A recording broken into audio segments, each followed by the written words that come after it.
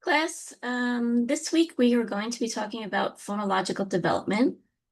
So we're really going to start diving into the nitty-gritty of clinical phonetics. So let's get started.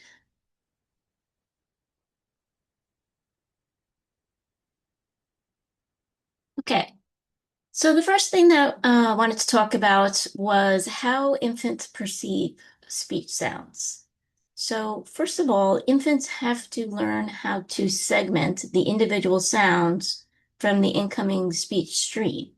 So, and infants can start hearing before they're born. We're going to talk about that in a minute.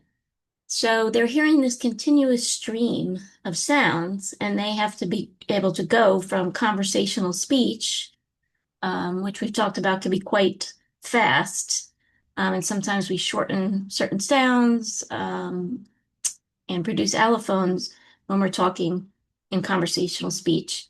So they have to be able to parse that out from long sentences and phrases down to individual words and finally to sounds. So the amazing thing about babies is that they learn how to do this very early on.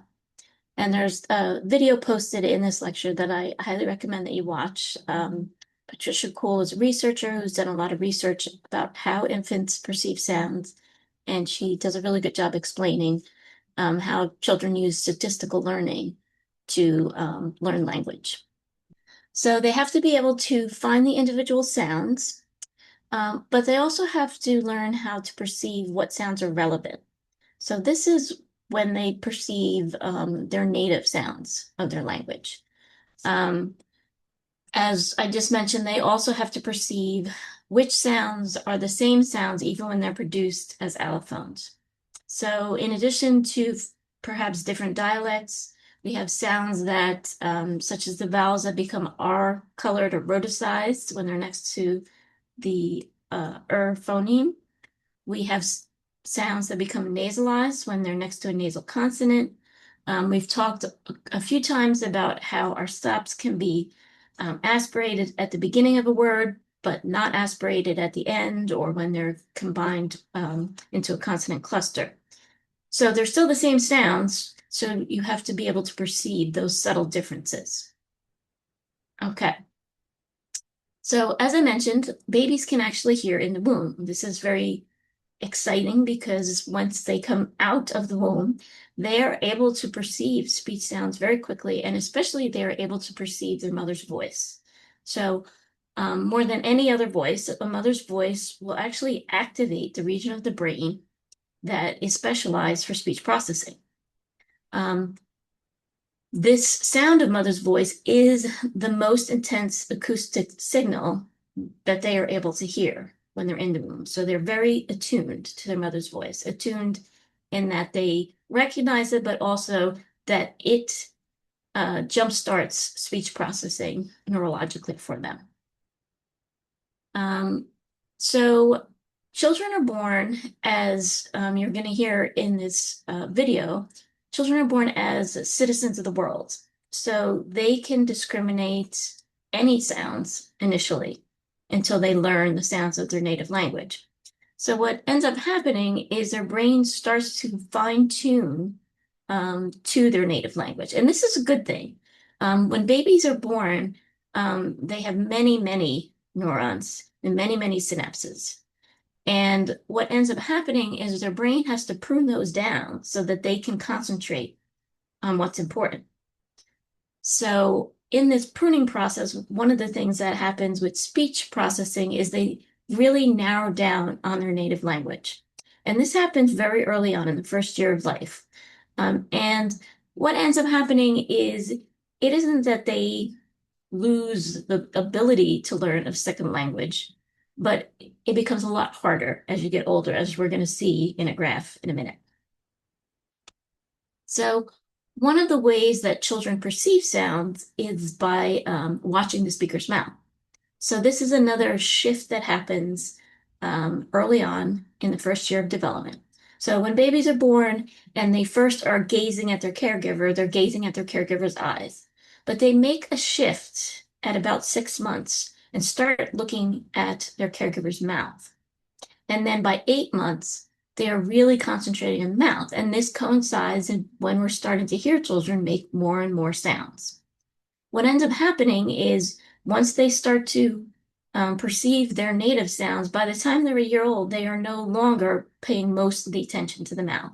Now, the exception to this is bilingual babies. Bilingual babies will continue to focus more on the speaker's mouth, especially if they are in a home where there's two dialects of a language. So the sounds are very similar, but slightly different. So they really have to concentrate on the subtle distinctions between sounds. So this is really an early phonological process, which is what we're going to be talking about today, is phonological processes. Um, as I said, being able to perceive their native language sounds more fine tune is a good thing. It helps them learn their language more quickly. So this is positive. Again, doesn't mean that they cannot learn a second language, but their brain is very attuned early on to be able to do that. So as you could see on this chart, your ability to learn a foreign language goes down pretty precipitously after that early period of life. Okay, so that's kind of our ability to perceive non-native sounds and learn another language and how easy it is to do that. Okay, so as I mentioned, you can watch this video, and I highly suggest that you pause at this point in the presentation and watch the video, which talks about how babies make this shift early on in life. So infants perceive sounds a certain way, but they also produce sounds a certain way. And early on, they may produce sounds differently just because their vocal tract, and we talked about this way in the first week of the semester, their vocal tract is different than an adult's vocal tract, right? So their tongue is large in proportion to the rest of their mouth. Their pharynx is smaller. Their epiglottis is larger. It isn't as tense as an adult's. So because of all these differences in their vocal tract shape and size, their early productions may sound more nasal than an adult's. However, by about 6 months, this starts to diminish and their vocal tract starts to be more adult-like. Certainly not as much, as an adult. We still see differences in fundamental frequencies or hear differences, but it becomes much more the shape of an adult's vocal tract. So let's talk about the different types of productions that babies make.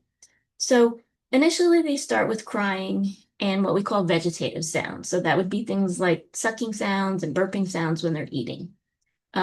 Grunts are often categorized in this early stage. And it's an early sound that babies make, and it's classified by its very low formant frequency. Almost grunts, and then there's something called growls, which also has a low formant frequency. And then there's cooing and laughter. So this is not always in interaction, but often we're starting to see babies become much more interactive at this age. You're going to have an example on the next slide of a video of a baby cooing.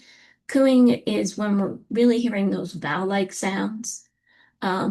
Squealing happens at this point, so we hear babies squeal.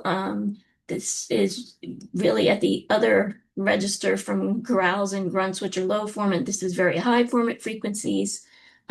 Babies are starting to play with pitch at this point. So as I mentioned, those early sounds are vowel-like sounds, grunts, growls, and squeals. And then we have a period of vocal play. And this is, we just talked about babies starting to shift from the eyes to the mouth at 6 months. This is when they're playing around. We call these protophones. So they're not really truly phoneme productions, but they are practicing their sounds. So these are not socially directed sounds. These are babies laying in their crib and making noises. As children become more attuned to their native sounds and they become more interactive, we start moving into the babbling stage. And there's a term called canonical babbling, and what that means is there's a consonant and a vowel in the babbling sound stream. So this is a very important period of development, and we're going to talk about it a little bit more as we go through this presentation. But that is really what you need to remember. When we say canonical, it's a consonant and vowel sequence. Um, we move from canonical babbling to what we call jargon. And jargon is really when children, it sounds like they're trying to say a whole sentence or more, and they get down the intonation contours of what a sentence sounds like. So when we make statements, we have a falling intonation contour. When we say questions, we have a rising intonation contour. So they start to put together these intonation contours, and it sounds like what you would call gibberish. Um, but it really is them playing around with prosody, with intonation. So this is a point in your learning where I think it's a good idea to pause the presentation and just go through each one of these examples that are in these videos of what cooing sounds like versus babbling versus jargon, because they are different stages in development and they do look and sound differently. Okay. So early babbling really is dependent upon several things. One is the auditory information that children are receiving, which we said children can hear before they're born. Now, obviously, a child who has hearing loss or a child who has many ear infections or fluid in the air, they are going to have reduced auditory information. So babbling may look different for these children.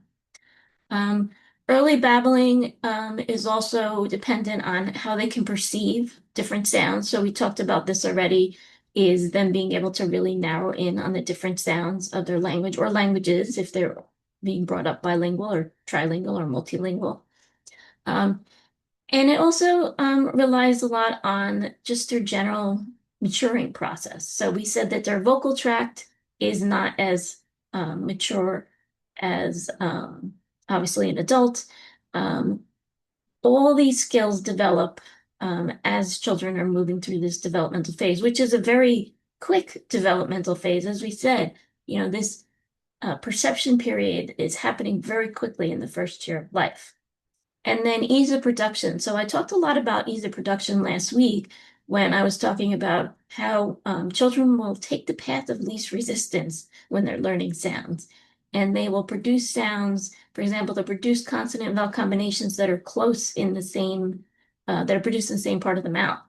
Or they will produce consonant vowel combinations with the same place and manner, for example. So early on, they are not making very large articulation shifts from one part of the mouth to the other, is really the point to take away from this. Okay, so this is kind of the developmental order of sound production. So children start first with what we call reduplicated babbling. So this is when they're using the same consonant and the same vowel and repeating it. So one of the most iconic examples would, of course, be them saying mama or dada, right? So it's the same consonant, same vowel, just repeated, no change. Not always used purposefully either. So sometimes children will be babbling mama, mama, ma, da, da, da, da, da, but unless they're looking at a parent um, and purposefully interacting with them, and you can see that there's a distinction between when they're saying dada and when they're saying mama. Sometimes it's babbling, it's just these are easy sounds to make in easy consonant vowel combinations. So that's reduplicated babbling. Variegated babbling is referring to when they start to change another sound in the consonant vowel babbling stream. So the example I gave here is they instead of saying baba for bada, for example, they may say bada. So they've changed that consonant in the second part of that stream. So that's an example of variegated babbling when something changes. For example, when they move from mama to mommy, right? So they have changed the vowel in that second syllable. So that's a more advanced variegated consonant vowel sequence.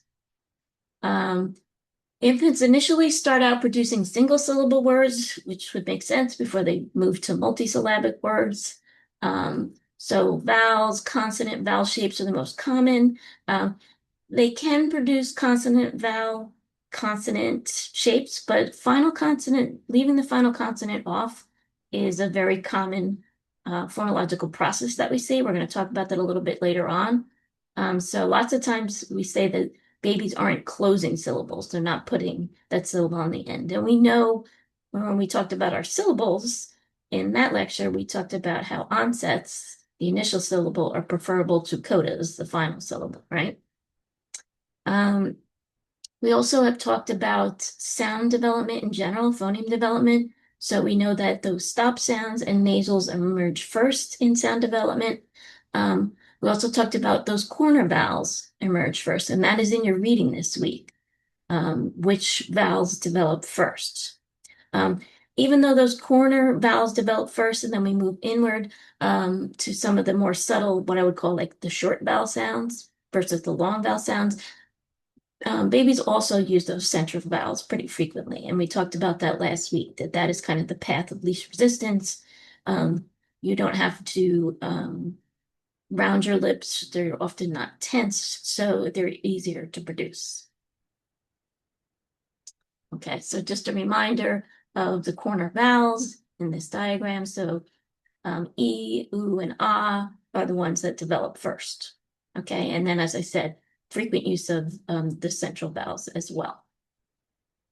So this is a speech sound development chart, and this is very recent, as you could see. There was a big shift in recognition and understanding, I should say, of which sounds develop first.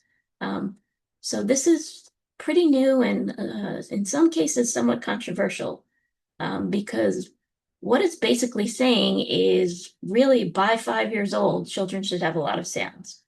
And I'm going to talk about it in a little bit more detail as we go through this presentation, but it's good to understand what are the early developing sounds because these are the sounds that you're going to hear babies producing in their babbling. So, as I said, this is very recent that these sound norms were developed. So, a group of researchers from Charles Sturt University, which I think I mentioned before in our previous lectures, they looked across 27 languages and they looked at when 90% of children are producing sounds. And this is why there's been some I'd say disagreements among researchers about when sounds develop.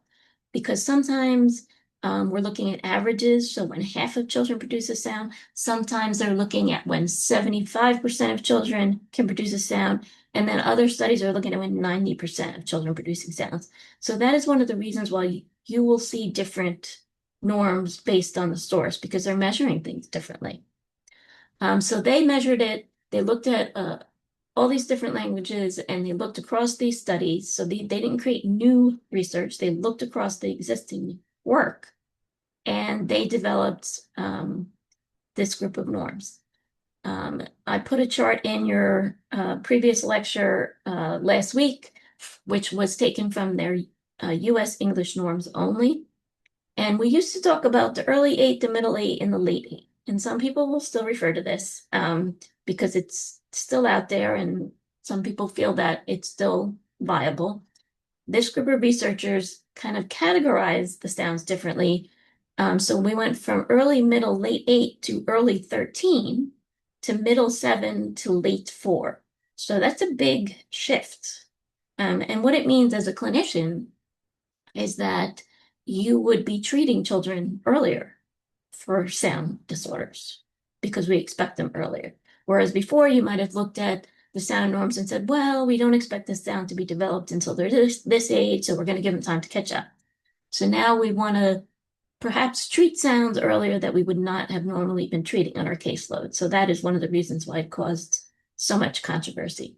But as you can see, this is pretty similar to what the early eight was before. There's just more sounds here. So it's not that we took sounds out of that category. We just added to it. So now there's more sounds expected in this earlier bracket, especially. Okay. So just some other trends to recognize in development that are mentioned in the chapter that was posted on phonological development, but also continue to be supported by research. Um, Larger inventory of sounds are found in initial position, so very often, but not always, very often when we're working with young children, we will target sounds in the initial position of words because it's easier. There are exceptions to that, which we'll talk about much later in when we talk about picking targets to work on. Um, Voice stops preceded voiceless. So the research we just talked about found that as well, that these voice stops were learned earlier than the voiceless counterparts. There's a great degree of variability that still exists for some sounds. This research review found that in addition to R, there was a lot of variability for the S, or the sound, but especially R. So we're going to talk about different types of phonological processes, but just as a preview, often children will substitute a stop sound for the S sound, okay? And when they're younger, and then as they get older, sometimes there's differences in what type of errors they produce. So for example, they'll produce a dentalized or lateralized sound. So we often refer to that as a interdental lisp or a lateral lisp if they are distorting the sound or substituting those other sounds for this sound. R is just its own beast, I'll be honest. This sound differs across countries, it differs across dialects. As we know, it can be produced differently depending on different vowels that are adjacent to it. So it is just, and it's just produced differently by different people. We talked about bunched or retroflex depending on how an individual produces it. So there's a lot of variability with that sound, which is why it is one of the later developing sounds. Okay. Why is babbling important? Babbling is extremely important. And often if you have a parent filling out a developmental milestone checklist or asking them, when did your baby do this and when did your baby do that, as part of a case history, you will see a question, when did your baby first babble? And the reason that we ask this is because it's very important for language development. There's a direct correlation between babbling behavior and language development. So children who babble with more vowels and less consonants will show less language growth. So we want to hear that canonical babbling come in and hear those consonants. If we don't hear that, that's a cause for concern. Children who babble with more complexity are going to show better language growth. So we want to see them moving from the reduplicated babbling to the variegated babbling pretty quickly.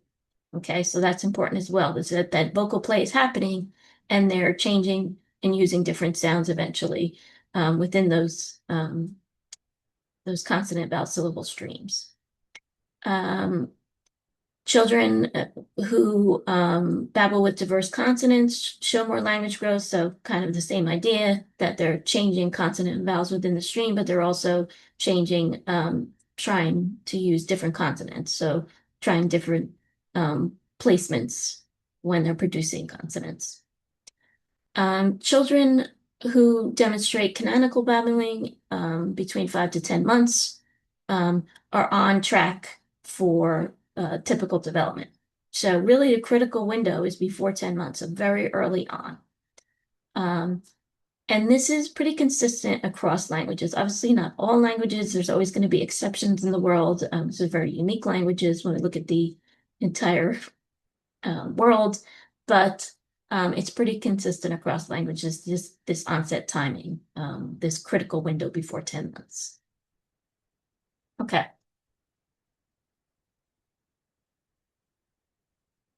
So let's talk about the transition when we move from babbling to speech. So first of all, just some general developmental principles to keep in mind. comprehension always precedes production. Okay, so children will always have a better understanding. When we look at vocabulary, what they understand is always larger than what they can produce. That's typical development. Production of gestures precedes speech. If it doesn't, that's atypical development. Okay, so we often see children using gestures before they learn how to talk. And then we move from that vocal play period to intentionality. So sometimes, as we saw before, when we talked about protophones, um, a lot of vocal play is not intentional. It's children laying in their cribs, making noise, but not necessarily interact. Eventually, we want to see that shift, and we want to see children moving from just vocal play to intentional communication. So thinking, imitating. Mommy's looking at the baby and makes a sound, and baby tries to imitate that sound. And we move into this period called proto words. And this is where children will sometimes make up something to refer to something. And sometimes it's somewhat idiosyncratic. So I'll go into a home and mom will tell me that uh, Janu means bottle, but the kid is using it consistently to name their bottle. It's not a word in another language. It's their approximation of the word for that object, for example. Often we find that those proto words will somewhat follow the adult model. They'll be closer to the adult model. So, for example, in my family, when I was a kid, we always referred to our grandmothers as Grammy. My children could not say that, so it became Mimi, and then it just stuck. So that's why you often hear different names for grandmas, because it's a approximation the kids come up with, and then it sticks as the name for grandma, right? Because grandma or grandmother is a very hard word to say for a young child. These proto words are often used, as I mentioned, for an object, to make a request. Often we know what they want because they're using a gesture pointing to what they want. Okay.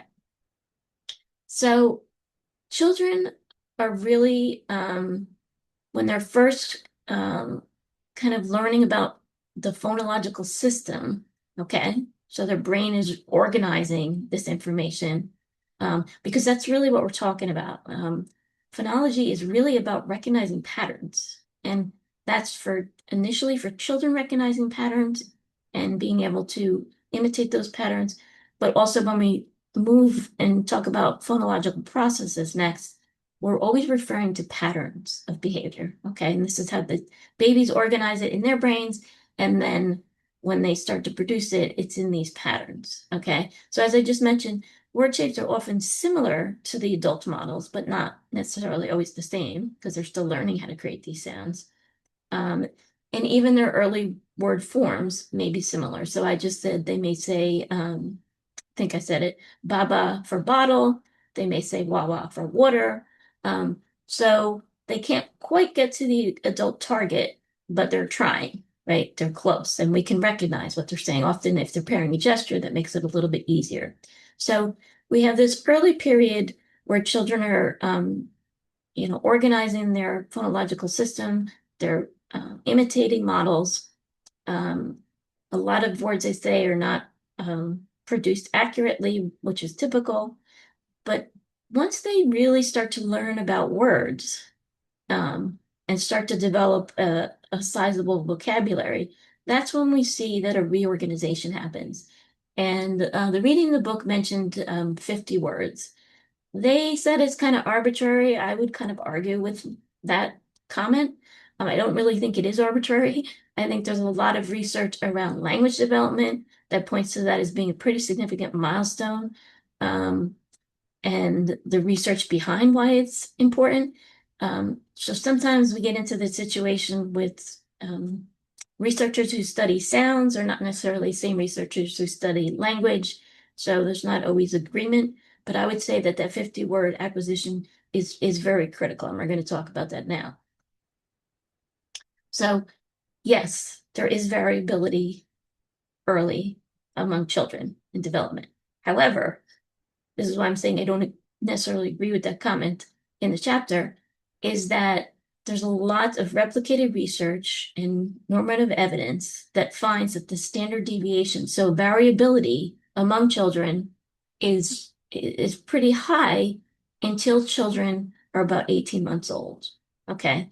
Once children hit 18 months old, that variability really sharply declines. And we see most children between 18 and 24 months making the same leaps, having the same vocabulary. We call it vocabulary explosion, vocabulary spurt. And then by 24 months, these kids are looking a lot similar. Okay. They have at least 50 words and they're putting two words together. So this is important because by the time a child is 2 years old, we very confidently can say if they haven't achieved at least 50 words and they're not starting to combine words together, that they are a late talker, that they're delayed. Not necessarily disordered, but definitely delayed because most children their age have made those two pretty significant developmental leaps and met those milestones. Okay. So, um, as I said, phonological processes, the way to think about them is that they are patterns. And this is the way our brains work, is we learn things through patterns. So it's very systematic. So when children simplify words, so I gave you an example of they simplify grandmother to Nana or Mimi or something simpler, it's systematic. They're doing what they know how to do, which is reduplicated babbling, doing the same consonant vowel repetition. Um, certain phonological processes that we're going to talk about in the next lecture are very common, and I'll, clue you into which ones are very common as we go through them. Children as a whole will simplify language in a very systematic, common, patterned way. So that's why when children aren't necessarily speaking perfect sentences, we can still understand them because often, unless they have very disordered speech, they're all doing similar simplification processes. So when we talk about phonological processes, we're talking about the way children simplify segments of speech in their productions. Okay, and when I say simplify segments of speech, it could be simplifying sounds, simplifying sound sequences like consonant clusters, or simplifying across a larger sound segment, for example. So we break them up to organize them among different categories. So sometimes they're simplifying a syllable, so leaving a weak syllable off, for example, when they say a word. So for example, saying nana for banana is very common. Sometimes and often we see children are substituting one sound for another because they haven't learned that later developing sound yet. So that's very common. And then we have what's called assimilation processes, where one sound in the word influences how they produce another sound. And this is pretty common as well. When we start to become concerned that phonological processes are not just typical development, is when the children continue to use them past when they should be eliminated, when they should be learning how to produce these sounds accurately. And we're going to go through that in the next lecture. Okay, so that's it for development. We're going to move forward in the next lecture and talk about phonological processes when they become a phonological disorder. Okay, so I will see you guys in the next lecture.